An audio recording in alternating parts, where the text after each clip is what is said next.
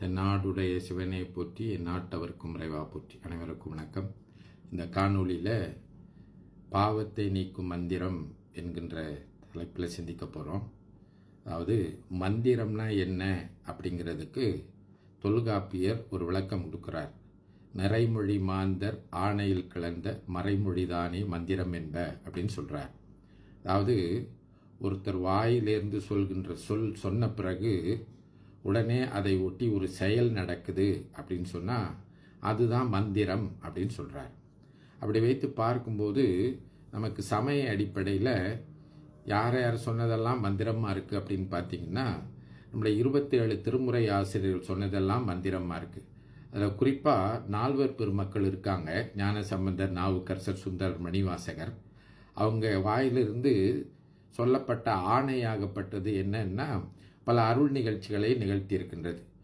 முதலாவது நம்ம பார்த்தோம்னா, இப்போ ஞானசம்பந்தர் இருக்கிறாரு, அவர் தங்கியிருந்த மடத்துக்கு சமணர்கள் தீ வச்சுட்டாங்க. அந்த தீ பாண்டியனுடைய தலைமையில் நடைபெற்றது என்பதற்காக பையவே சென்று பாண்டியர்க்காகவே அப்படின்னு நெருப்பை பார்த்து ஆணையிடுறார். அந்த நெருப்பு போய் பாண்டிய மன்னனுக்கு வெப்பு நோயாக மாறியது. அதே போன்று நாவுக்கரசரை கல்லோட கட்டி கடலில் போட்டாங்க. அப்போது நற்றுணையாவது நமசிவாயவே அப்படின்னு அவர் சொல்கிறாரு. அந்த கல் மிதந்தது. இதைத்தான் தொல்காப்பியர் சொல்கிறார். அவங்க சொன்னால் அது நடக்கும். அதே போன்று சுந்தரர் காஞ்சிபுரத்துக்கு போகிறாரு. அங்கு மற்றை கண்டான் தாராதொழிந்தால் வாழ்ந்து போதீரே அப்படின்னு சொல்கிறார். அவருக்கு ஒரு கண்ணு கிடைக்கப்பட்டுருச்சு. இன்னொரு கண்ணு காஞ்சிபுரத்தில் போய் அங்கே பாடுறார். எனக்கு இன்னொரு கண்ணை கொடு அப்படின்னு கேட்குறாரு. அந்த இன்னொரு கண்ணொளி பார்வை சேர்ந்தது. அதே போன்று நமக்கு மணிவாசருடைய வாழ்க்கையில் பார்த்திங்கன்னா, புத்த நந்தியின் தலையில் இடி விழணும்னு சொன்னார். அதே போல் இடி விழுந்து போச்சு. மன்னிக்கணும், புத்த நந்தியின் தலையில் இடி விழணும்னு சொன்னது ஞானசம்பந்த பெருமான். அது போல் நடந்து போச்சு. மாணிக்கவாசரோட வாழ்க்கையில் புத்தனுடைய வாய் ஊமையாக போகணும் அப்படின்னு சொன்னார். அதே போல் நடந்தது. அப்போ இதனால தான் அவர்களை நிறைமொழி மாந்தர்னு சொல்கிறோம். அவர்கள் சொல்லிய பாடல்களை எல்லாம் மந்திரம் சொல்கிறோம்.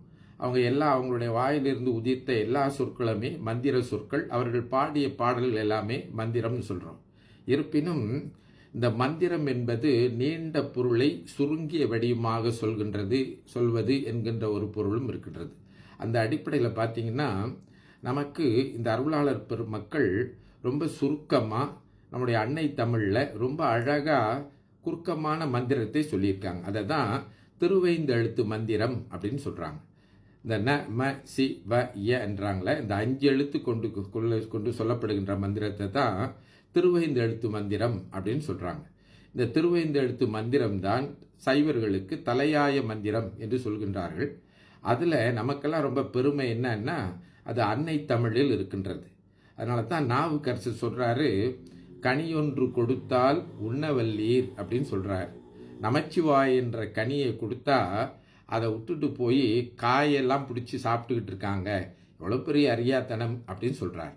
அப்போது இறைவனை எளிய மந்திரத்தால் சொல்வதற்கு நம்முடைய அருளாளர்கள் அன்னை தமிழில் நாம் எல்லோரும் சொல்லக்கூடிய, இப்போ மந்திரங்கள் மற்ற மொழியில் இருக்கிற மந்திரங்கள் எல்லாம் நம்மால் சொல்ல முடியாது பாருங்கள்.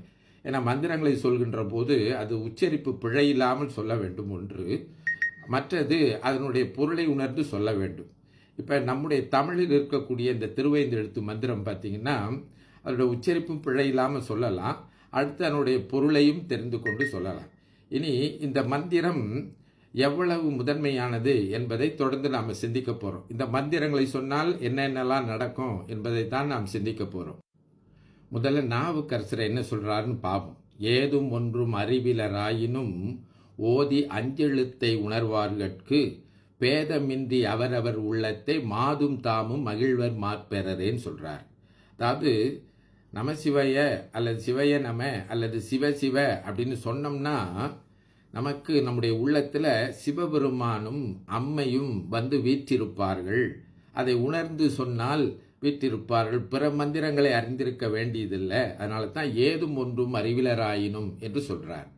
அப்போது நமக்கு இந்த திருவைந்தெழுத்து மந்திரத்தை சொன்னால் சிவனும் அவனுடைய திருவருளும் நம் உள்ளத்தில் வீற்றிருக்கும் என்று சொல்கிறார்.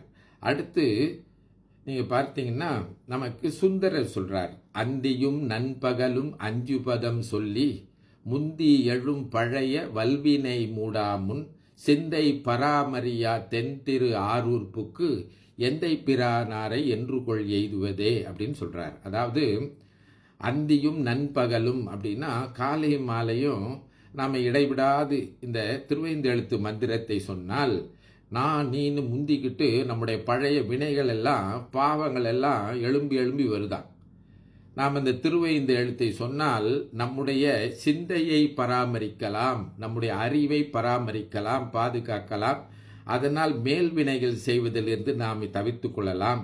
அப்படி சொல்லாவிட்டால் அந்த பிரானை நாம் எப்படி சென்று அடைவது என்று திருவைந்தெழுத்து மந்திரத்தை சொன்னால் நம்முடைய வினையை பாவங்களை போக்கிக் கொள்ளலாம் என்று சுந்தரர் சொல்கிறார்.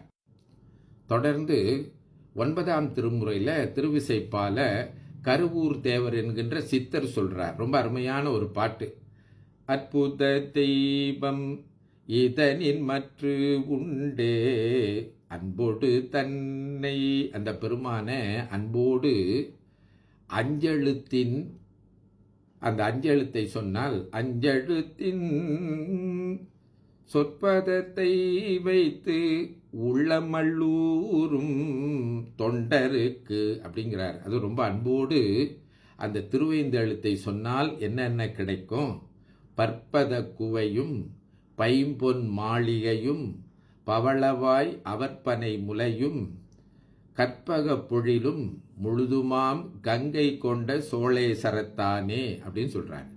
இந்த ராஜேந்திர சோழன் கட்டினான்னு சொல்றாங்களே இந்த கங்கை கொண்ட சோழேச்சரம் சொல்லி, அந்த கோயிலில் இருக்கின்ற பெருமானை திருவைந்தெழுத்தால் ஓதினால், திருவைந்தெழுத்தை சொன்னால் என்ன நடக்கும் அப்படின்னு பார்த்தீங்கன்னா, நமக்கு பணம் கிடைக்கும், நல்ல அழகான மனைவி கிடைப்பாங்க, நல்ல அழகு கிடைக்கும். இப்படி எல்லாம் திருவைந்தெழுத்தை சொன்னால் கிடைக்கும் அப்படின்னு. அதுக்கு மேலே இந்த பிள்ளைங்க நல்லா படிக்க மாட்டாங்க, நன்னெறியோடு இருக்க மாட்டாங்க அப்படின்னு சொல்கிறாங்க இல்லைங்களா? அதற்கு நாவுக்கரசர் சொல்கிறார், நமசிவாயவே ஞானமும் கல்வியும், நமசிவாயவே நானறி விச்சையும், நமசிவாயவே நான் நவின்று ஏத்துமே, நமசிவாயவே நன்னெறி காட்டுமேன்னு. அப்போது இந்த திருவைந்தெழுத்து மந்திரத்தை சொல்லி பழகி வந்தால் பிள்ளைகளுக்கு நல்ல படிப்பு வரும், நல்ல பண்புள்ளவர்களாக இருப்பார்கள் அப்படின்னு நாவுக்கரசு பெருமான் சொல்கிறார்.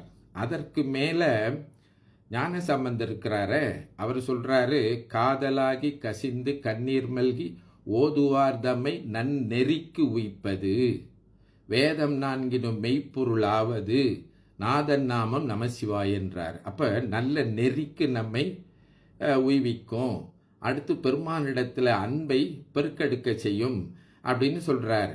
அடுத்து கூட இன்னொரு பாட்டில் சொல்கிறாரு, இந்த செந்தழல் ஓம்பிய செம்மை வேதியர்க்கு அந்தியுள் மந்திரம் அஞ்செழுத்துமே அப்படின்னு சொல்கிறார்.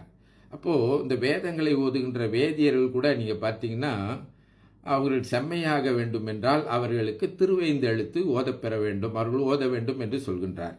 இப்படியே இந்த திருவைந்தெழுத்தை பல இடங்களில் சொல்லியிருக்கிறாங்க. நாவுக்கரசர் அதுக்கு ஒரு பதிகமே பாடியிருக்கார். சுற்றுனை வேதியன் பதிகம் இருக்கு இல்லைங்களா? அதில் சொல்கிறார், விண்ணுற அடுக்கிய விறகின் வெவ்வழல் உண்ணிய புகில் ஒன்றில் உண்ணிய புகில் அவை ஒன்றும் இல்லையாம், பண்ணிய உலகினில் பயின்ற பாவத்தை நன்னி நின்று அறுப்பது நமசிவாயன். அப்படின்னா வானுயரம் விறகு அடுக்கி வச்சு கீழே ஒரு தீக்குச்சை கொளுத்தி போட்டால் எப்படி கொஞ்ச நேரத்தில் சாம்பலாகி போயிருமோ, அதுபோல் எவ்வளவு பாவம் செஞ்சிருந்தாலும் இந்த நமசிவாய மந்திரத்தை சொன்னால் அது அந்த பாவங்களை எல்லாம் போக்கிடணும். அப்போது பாவத்தை போக்குறதுக்கு என்னென்னோ வழியெல்லாம் தேடி அலைஞ்சு கொண்டிருக்கோம், என்னென்னமோ மந்திரம்லாம் சொல்கிறோம். ரொம்ப எளிமையான வழி, காசு இல்லாத செலவில்லாத வழி, நம்மால் புரிந்து கொண்டு சொல்லக்கூடிய வழி இந்த திருவைந்தெழுத்தை சொல்வது. அதனால் நம்ம அன்றாட வாழ்க்கையில் உட்காரும்போது, எழுந்திருக்கும் போது, சாப்பிட்றதுக்கு முன்னாடி, படுக்கிறதுக்கு முன்னாடி இந்த சிவ சிவ அப்படின்னு சொல்லி பழகணும்னு சொன்னால் அது நமக்கு இந்த மேலே சொன்னதெல்லாம் கிடைக்கும். அதனால தான் சுந்தரர் சொல்கிறார், நற்றவா உன்னை நான் மறக்கின் சொல்லுனா நமசிவாயன்னு. இப்போ சிவன் சொல்லி நாக்க பழக்கிட்டேன், அதனால எனக்கு எந்த ஒரு கவலையும் இல்லை, எனக்கு எந்த துன்பமும் வராது. அதனால தான் நாவுக்கரசர் சொல்கிறாரு, எனக்கு தளர்ச்சி ஏற்படாது, ஏன்னா எனக்கு திருவைந்தெழுத்து கையில் இருக்குன்னு சொல்கிறார். அதை சொல்லுவோம், நலம் பெறுவோம். தென்னாருடைய